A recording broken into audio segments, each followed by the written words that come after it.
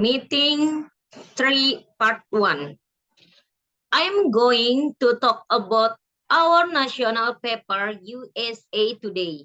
Some of you might recognize it as the topic of this week's reading assignment. USA Today is now more than 25 years old. When it began, few expected it would last this long. Well, not only has it lasted, it has driven. USA Today is the largest-selling daily newspaper in America. It is also distributed in many countries around the world. But that's only part of the story. The real success of USA Today is the way it changed the newspaper industry. USA Today changed the way papers look. It changed the way reporters write, and it changed the way papers gather and deliver news. USA Today set out to be different. Newspaper at the time were in trouble. Fewer people were reading them. The papers were full of bad news about crime and killing. They had long stories. They didn't have color photos and graphic. And many could not include the last sports scores. USA Today changed all that. It had shorter stories, most of which did not jump or continue from one page to another. It used color photos and colorful charts and graphics. It did not have much international news, but it did have lots of sport, entertainment, and human interest stories. It was trying to able to younger readers. Thus, readers had been raised watching television, so they had trouble paying attention to longer stories. They want to be entertained, not informed. At first, many people lounge at USA Today. Other newspaper call it Mrs. Pepper. They were comparing it to McDonald's fast food, which isn't very healthy. It fills you up, but it doesn't have much nutrition. They said MC Pepper was the same way. It looked good, but the news it had wasn't very important. People said USA Today dumbed down the news. Does anyone know what dumbed down means? Yeah, I think it means to make things too simple. Like you want to make it easy to understand, but you make it too easy. So it's like writing for a little child. That's exactly right. If you make something too simple, people get mad. They think that the writer thinks they are stupid. But a funny thing happened. More and more people start reading USA Today. About a year after it started, it had circulation of more than 1 million. Today, its circulation has passed 2 million. Question, what does circulation mean? Circulation is the number of papers that are read each day. Meeting 3, Part 2. What do blocks, Pokemon, Tatos, Quebec, Pechit, Petrox, and Hula Hoop have in common? They are all fed. How did you know that? In other words, what are the characteristics of a fed? And what's the difference between a fed and a trend? Those are the questions we're going to consider together this afternoon. Well, the main difference, I think, between a fad and a trend concert time.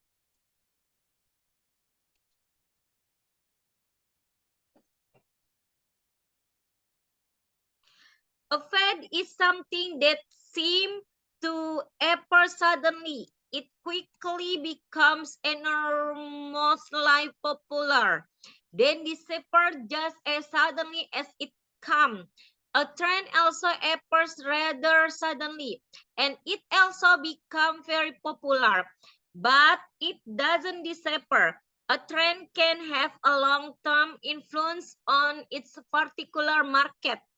Fad and trend often resemble each other at first glance, but a fad usually has a definite beginning and end. Pokemon might be a fad, but the idea of fancy playing cards for children might be a trend. For example, another difference is that fads usually stay within one industry. Trends can cross over into many industries. The hula hoop, for instance, has been called the greatest fad of all time, 25 million in the late 1009 and 50s. 25 million hula hoop were sold in just 4 months. But a year later, sale had virtually stopped. Was a toy, it was fun to play with, but that's about all. Now consider cell phones. They were designed to be portable telephones, but they crossed over into the world of fashion, wireless communication, and now even photography. How well industries kept them fed are often promoted by smaller companies. They need the quick money that Fed provide. Large companies don't keep Fed right away. They can't afford to be wrong. If a company is known as a trend center and it promotes a Fed, its reputation will be damaged. Large company buy products in huge number. They don't want unsold products sitting on their shelf. Meeting 3, part 3. In the reigns of the famous King Arthur, there lived in Cornwall a lad named Jack, who was a boy of a bold temper and took delight in hearing or reading of conjurers, giant and fires, and used to listen eagerly to the deed of the knight of King Arthur's round table. In those days there lived on Saint Michael Mount of Cornwall a high giant 18 feet high and 9 feet round.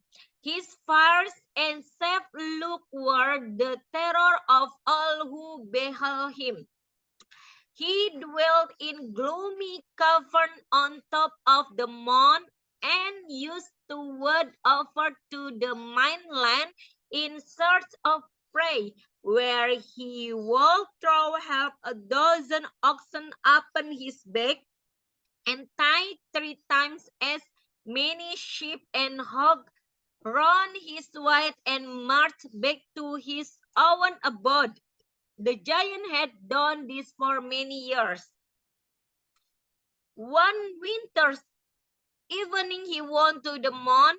There he dug a pit 22 feet deep and 20 broad.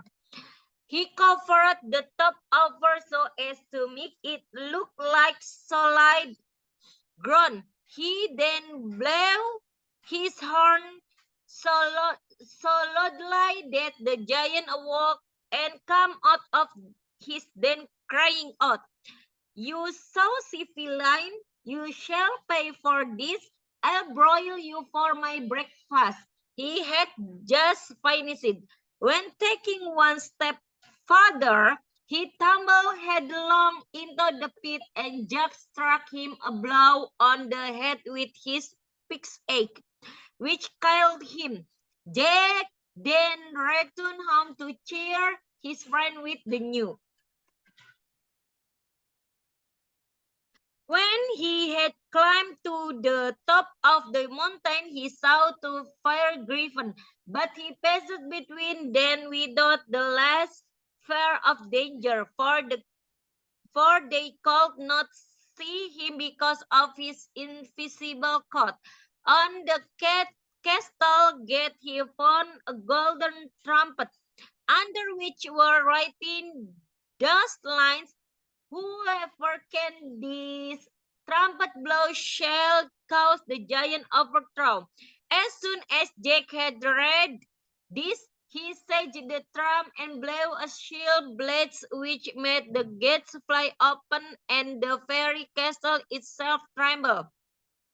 The giant and the conjurer now now that their weak course was at an end, and they stood beating their thumbs and shaking with fear. Jack, with a sort of sharpness, soon caught the giant, and the magician was then carried away by whirlwind. And every knight and beautiful lady who had been chained into birds and beasts returned to their proper shapes.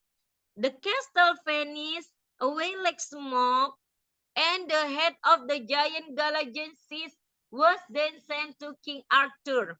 The knight and ladies rested that night at the old man hermit, and next day they set out for the court. Jack then went up to the king and gave his majesty an account of all his first battle.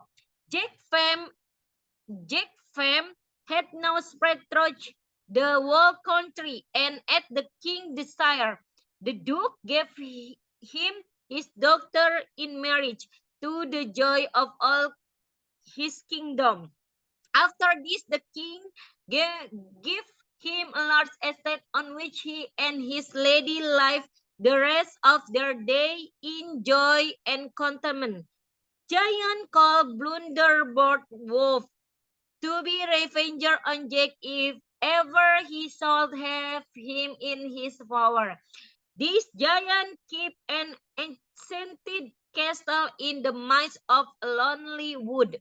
And sometime after the death of Cormoran, Jack was passing through a wood and being were sat down and want to sleep.